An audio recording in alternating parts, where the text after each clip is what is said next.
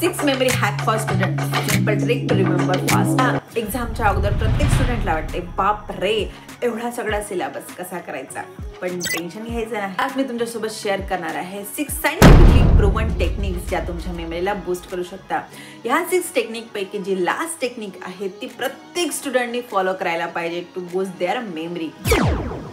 So hack number first, chunking method. मोठा content याला छोट्या छोट्या पार्ट्स मध्ये डिवाइड करा आणि बघा तुमच्यासाठी किती सिम्प्लिफाय होतं. तर फॉर एक्झाम्पल एक 10 डिजिट नंबर आहे, पाहता क्षणी याला रिमेंबराइज करणं थोडं अवघड जातं, बट याला आपण डिवाइड केलं 3-4 पार्ट मध्ये तर आठवण ठेवायला इझी जातं. सेम केस मध्ये आपल्याला आपल्या सिलेबस सोबत करायचं आहे. एक मोठा सिलेबस आहे त्याला डिवाइड करा, आधी चॅप्टर मध्ये, देन टॉपिक्स मध्ये, देन सब टॉपिक्स मध्ये, आणि बघा सिलेबस किती इझी वाटतो. Hack number 2, visualisation. व्हिज्युअलायझेशन ही मेमरी आपल्या ब्रेन मध्ये लॉंगर टाइम साठी स्टोअर होतं. जे आपण ऐकतो त्यापेक्षा जे काही आपण बघतो ते लॉंगर टाइम साठी स्टोअर होतं. ट्राय करा, जो काही टॉपिक तुम्ही शिकताय त्याला लॉंग टाइम साठी व्हिज्युअलायझेशन करा. सो दॅट काय होणार, याला तुम्ही कधीच विसरणार नाही. लहानपणी सगळ्यांनी शिकलेली एक छोटी biological process that is photosynthesis, हे आपण कधीच विसरणार नाही.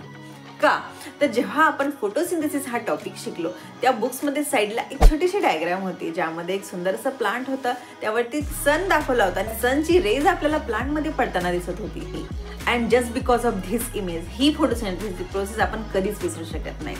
सो बायोलॉजिकल प्रोसेस असेल, केमिकल रिॲक्शन असणार किंवा हिस्ट्रीच्या डेट असणार, ट्राय करा याला व्हिज्युअलायझेशन मध्ये आठवण करण्यासाठी आणि ती गोष्ट तुम्ही कधीच विसरणार नाही. Hack number 3, teach to remember. जे काही तुम्ही शिकताय ते सगळं काही एक्सप्लेन करायला शिका. If you can't explain simply you don't understand it will enough. जे काही तुम्ही शिकताय जर तुम्ही एक्सप्लेन करू शकत नाही तर ते तुम्हाला आठवण राहू शकत नाही, ते तुम्ही चांगल्या प्रकारे आत्मसात करू शकत नाही. सो जो काही एखादा नवीन टॉपिक असणार ट्राय करा तुमच्या फ्रेंड सोबत शेअर करण्यासाठी. फ्रेंड सोबत जर शेअर करू शकत नाही तर स्वतःला मिरर मध्ये एक्सप्लेन करण्याचा प्रयत्न करा.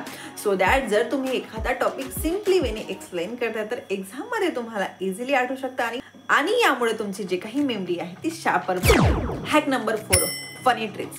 मोठे मोठे शब्द आहे, मोठे मोठे क्लासिफिकेशन आहे, कॉम्प्लिकेटेड वर्ड्स आहे, ट्राय करा याला फनी थिंग्स मध्ये आठवायला. काही कॉम्प्लिकेटेड वाटते त्याला एकदम फनी करा.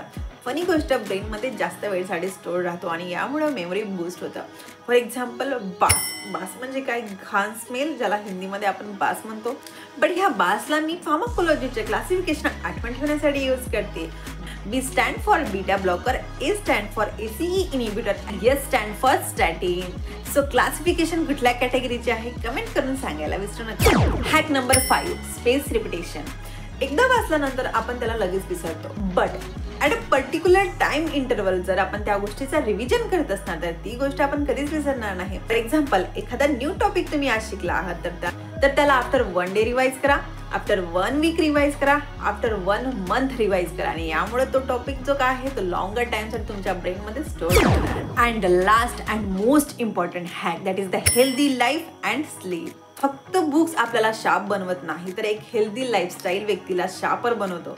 Proper sleep, meditation, healthy food is equal to sharp memory. रात्री झोपताना बऱ्याच लोकांना सवय असते मोबाईलला स्क्रोल करत बसायची, त्यामुळे आपला जो ब्रेन आहे अनस्टेबल होतो. ब्रेन अनस्टेबल झाल्यामुळे याचा इफेक्ट आपल्या मेमरीवरती पडतो. So don't scroll your mobile before going to bed. Make your brain relax and your memory become a sharp. सो आजच ह्या ट्रिक फॉलो करायला विसरू नका आणि ह्या ट्रिक फॉलो केल्यामुळे तुमच्या नेक्स्ट एक्झाम वरती तुमचा कसा रिझल्ट आहे हे कमेंट करून सांगायला मला विसरू नका.